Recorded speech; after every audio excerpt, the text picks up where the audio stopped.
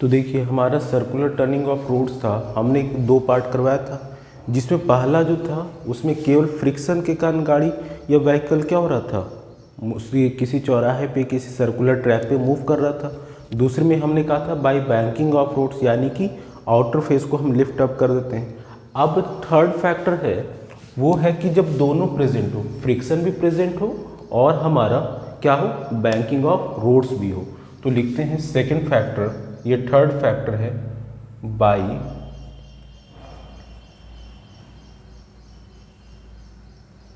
Banking of roads and friction both, friction both. तो देखिए जब बैंकिंग ऑफ रोड्स हो मतलब कि आउटर सरफेस जो है आपका वो थोड़ा सा थीटा एंगल से हमने आउटर सरफेस क्या कर दिया, लिफ्ट कर दिया ऊपर की ओर।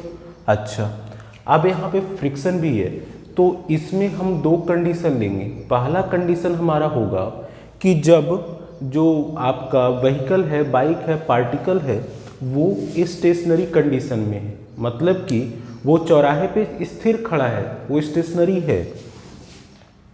तो इस कंडीशन में व्हेन v इक्वल्स टू 0 है, व्हीकल मूव नहीं कर रहा है, तो उस केस में याद रखिएगा कि जो फ्रिक्शन होता है वो हमेशा कहाँ वर्क करेगा, आउटवर्ड वर्क करेगा। हमेशा जब आपकी वेलोसिटी 0 है, व्हीकल स्टेशनरी कंडीशन में खड़ा है, तो उस केस में जो फ्रिक्शन होगा वो आउटवर्ड वर्क करेगा। ठीक है। अच्छा, और ये तो पता है आपको, मास, ये जो वेट होगा mg, मास नहीं वेट mg, ये हमेशा डाउनवर्ड ही रहेगा, सेंटर ऑफ मास से पास होगा। और इसको हमने कुछ इस तरीके से आगे बढ़ाया। अब इसे परपेंडिकुलर ये जो होगा हमारा नॉर्मल रिएक्शन होगा। अब यहाँ पे ये अगर नॉर्मल रिएक्शन है तो आपको ये पता होना चाहिए, अगर ये थीटा तो पीछे के केस में हमने पढ़ा चुके कई सारे केसेस में ये भी थीटा होगा। तो यहाँ पे आपका ये क्या हो जाएगा, ये जो होगा ये n cos थीटा हो जाएगा और ये n sin थीटा हो जाएगा। तो जब यहाँ पे पार्टिकल और व्हीकल और बाइक जो भी है चौराहे पे, जो कि मुड़ना है उसको, चौराहे पे चलना है, तो अगर ये स्टेशनरी कंडीशन मतलब कि वो चल नहीं रहा, क्या है, उस वेलोसिटी उसकी 0 है, तो उस कंडीशन में हमने बताया उसकी जो फ्रीक्वेंसी फ्रिक्शन होगी वो क्या होगा, आउटवर्ड होगा। तो यहाँ पे ऐसे कंडीशन में देखिए कौन बैलेंस कर रहा है, n cos थीटा को mg बैलेंस कर रहा है और n sin थीटा को कौन बैलेंस कर रहा है, f फ्रिक्शन। यही तो n sin थीटा को फ्रिक्शन ही तो बैलेंस कर रहा है कि फ्रिक्शन। अब यहाँ पे देखिए एक चीज समझिएगा, यहाँ पे ये फ्रिक्शन क्या f होगा, ये इधर ही ऐसे नहीं, तो इस कंडीशन में इसको भी हम कंपोनेंट में रिजॉल्व करते हैं। ठीक है, तो ये हमारा पॉइंट है, तो इसको हमने माना थीटा, तो ये क्या हो जाएगा, f cos थीटा हो जाएगा। ठीक है, और यहाँ पे ये जो होगा इसके अलॉन्ग ये क्या हो जाएगा, f sin थीटा हो जाएगा।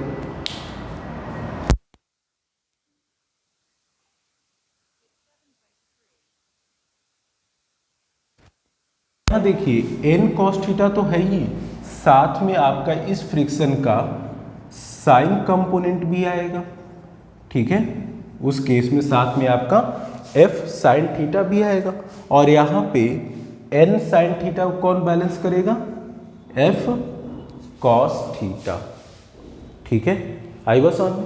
तो यहाँ पे ये होता है, इसको और मैं क्लियर बनाता हूँ। यहाँ पे देखिए ये कहने मतलब ये जैसे है, ये पार्टिकल, ये कोई व्हीकल है, ये अभी स्मूथ इस तरीके से खड़ा है। ठीक है, तो इस पे जो फ्रिक्शन होगा ऊपर की ओर होगा, ये इस तरीके से नॉर्मल रिएक्शन इस तरीके से होगा, ये mg वेट होगा, ये आपका नॉर्मल रिएक्शन होगा। अगर ये थीटा है तो ये भी थीटा होगा। ठीक है, अब ये तीनों देखिए यहाँ पे वर्क कर रहा है, ये तीनों, ये फ्रिक्शन इधर है, तो ये अगर है तो ये भी तो एंगल थीटा होगा ना, होगा। तो ये क्या हो जाएगा, f cos थीटा, और ये इसके अलॉन्ग क्या हो जाएगा, f साइन थीटा। जरा इस एन को देखिए, ये थीटा एंगल है, तो इधर क्या हो जाएगा एन साइन थीटा और इधर क्या हो जाएगा एन कॉस थीटा। क्यों? ये जो नॉर्मल रिएक्शन है हमने बताया था, कोई फोर्स किसी एक्सिस से जितना एंगल बनाती है उस एक्सिस के अलॉन्ग कॉस कंपोनेंट होता है। तो यहाँ पे नॉर्मल रिएक्शन इस एक्सिस से थीटा एंगल बना रही है, तो इसके अलॉन्ग कौन सा कंपोनेंट होगा? Sign component. इसी तरीके से ये फ्रिक्शन हमने कहा कि जब वेलोसिटी जीरो है तो फ्रिक्शन क्या होगा? बाहर की ओर वर्क करेगा, आउटवर्ड। तो उस केस में ये अगर थीटा है तो हमने इसको भी थीटा मान लिया, तो एफ कॉस थीटा जिस एक्सिस से एंगल बनाता है उसके अलॉन्ग कॉस कंपोनेंट, और ये साइन। तो देखिए N cos theta plus F sine theta को कौन बैलेंस कर रहा है? वेट। और एन साइन थीटा जो कि सेंटर की ओर लग रहा है उसको बैलेंस कौन कर रहा है?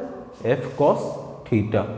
तो ये हमारा केस है जब कोई व्हीकल जो है स्टेशनरी कंडीशन में चौराहे पे खड़ा है, सर्कुलर ट्रैक पे वो खड़ा है, वो मूव नहीं कर रहा है, उसमें बैंकिंग भी है और फ्रिक्शन भी है। बैंकिंग मतलब कि उसका आउटवर्ड जो फेस है उस सर्कुलर ट्रैक का वो ऊपर उठा हुआ है इस तरीके से, ऐसे नहीं है, वो ऐसे है। तो यहाँ पे व्हीकल खड़ा है तो फ्रिक्शन बाहर क्यों लग रहा है? ठीक है, यही चीज़ है। सेकेंड केस हम करेंगे कि जब हम उसको कोई वेलोसिटी दे देंगे। तो यहाँ एक चीज़ देखिएगा,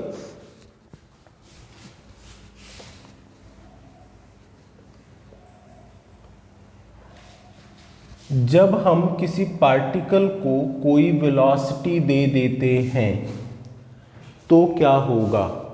यहाँ पे उस केस में क्या होगा? तो देखिए आप ऐसे समझिए कि गाड़ी बहुत तेज़ी से आप चला रहे हैं, मान लीजिए कि आप 70 किलोमीटर पर आवर की स्पीड से आप गाड़ी को रन कर रहे हैं। अचानक से एक शार्प टर्न है, बहुत ही तीक्ष्ण मोड़ है, बहुत शार्प टर्न है, तो वहाँ पे गाड़ी को जब आप मोड़ेंगे तो गाड़ी क्या होगा? फिसल जाएगा। 70-80 की स्पीड में गाड़ी को मोड़ना बहुत खतरनाक होता है, और वो भी शार्प टर्न पे, बिल्कुल सीधी, मतलब कि इस तरह से ऐसे जाके 90 डिग्री पर टर्न हो रहा हो, तो वहाँ पे गाड़ी को मोड़ पाएंगे? नहीं, गाड़ी टकरा जाएगी, बाहर भाग जाएगी रोड से। क्यों? क्योंकि जैसे जैसे आप वेलोसिटी बढ़ा रहे हैं, सरफेस जो है और जो आपका टायर है उसके बीच का फ्रिक्शन क्या हो रहा है? कम होता है। तो याद रखिएगा कि वेलोसिटी के वेरिएशन के साथ फ्रिक्शन जो होता है वो भी वेरी करता है। वेलोसिटी में चेंज अगर होगा तो फ्रिक्शन में भी चेंज होगा। आई बात समझ में? इसीलिए बहुत ही शार्प टर्न, बहुत ही तीक्ष्ण मोड़ पे जब गाड़ी को लाते तो बहुत धीरे धीरे 10, 20, 30 की स्पीड में मोड़ते हैं। आप 80 की स्पीड में मोड़ेंगे, गाड़ी बाहर की ओर भाग जाएगी, टकरा जाएगी बाहर की बाउंड्री से। क्यों? क्योंकि फ्रिक्शन उतना नहीं मिल पा रहा है जो कि गाड़ी को बैलेंस करे। तो यहाँ पे वही है कि वेलोसिटी में अगर चेंज होता है तो फ्रिक्शन में भी चेंज होता है। कैसे? वो इस तरीके से कि जब वेलोसिटी बढ़ता है तो फ्रिक्शन घटने लगता है। आप देख रहे हैं कि ज़्यादा हाई स्पीड पे गाड़ी को आप मोड़ नहीं पाते हैं। अगर मोड़ते हैं तो गाड़ी क्या होता है? स्किड करती है, स्लिप करती है। तो यहाँ पे जब हम ये फैक्टर डिफाइन करेंगे, सेकेंड फैक्टर की बैंकिंग ऑफ रोड्स भी हो, फ्रिक्शन भी हो, तो उसमें पहला हमने आपको फैक्टर बताया कि जब गाड़ी खड़ी है, व्हीकल जो है वो खड़ी है, तो उस केस में हमने बताया कि वो बैलेंस्ड कंडीशन में है। लेकिन अब यहाँ पे जब उसको कोई पर्टिकुलर कुछ वेलोसिटी दी जा रही है, जैसे ये हमारा रोड जो है वो तो बैंकिंग है ही पहले से, इस पे हमने एक व्हीकल को रखा है। अब क्या हो रहा है कि इसको हमने सर्टेन वेलोसिटी दिया है, तो यहाँ पे फ्रिक्शन जो है उसका चेंज होगा। कब चेंज होगा? आप वेलोसिटी बढ़ाएंगे, मतलब कि बहुत तेजी से गाड़ी को मोड़ेंगे, तो फ्रिक्शन कुछ लिमिट होती है, एक लिमिट होगी, उस लिमिट तक फ्रिक्शन जो है ऊपर की ओर रहेगा। लेकिन वो आप जैसे जैसे वेलोसिटी बढ़ाएंगे उसकी फ्रिक्शन घटती जाएगी। और एक केस आता है जब आपका हो जाता है v equals to under root R G tan theta. अभी हम बताएंगे v equals to under root R G tan theta.